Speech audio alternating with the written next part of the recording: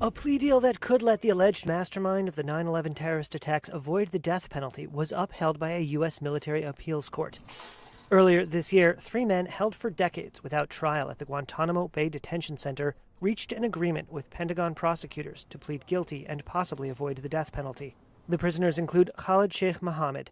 He is accused of leading the plot to fly hijacked commercial passenger aircraft into the World Trade Center in New York City and into the Pentagon on September 11, 2001. The 9/11 attacks, as they are known, killed nearly 3,000 people and propelled the U.S. into a 2-decade war in Afghanistan. U.S. Defense Secretary Lloyd Austin in August rescinded the plea deals. The Pentagon previously said Austin was surprised by the plea deals and that the secretary was not consulted because that process is independent. But in November, a U.S. military judge ruled that Austin acted too late on revoking the plea deals and that they were still valid.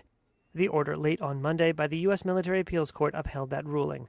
The Pentagon did not respond to a request for comment. Mohammed, also known as KSM, is the most widely known inmate at Guantanamo Bay.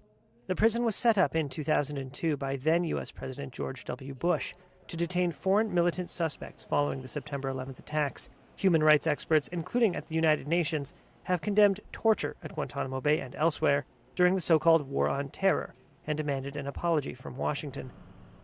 Former President Barack Obama acknowledged in 2014 that the U.S. had engaged in torture and said it was, quote, contrary to our values.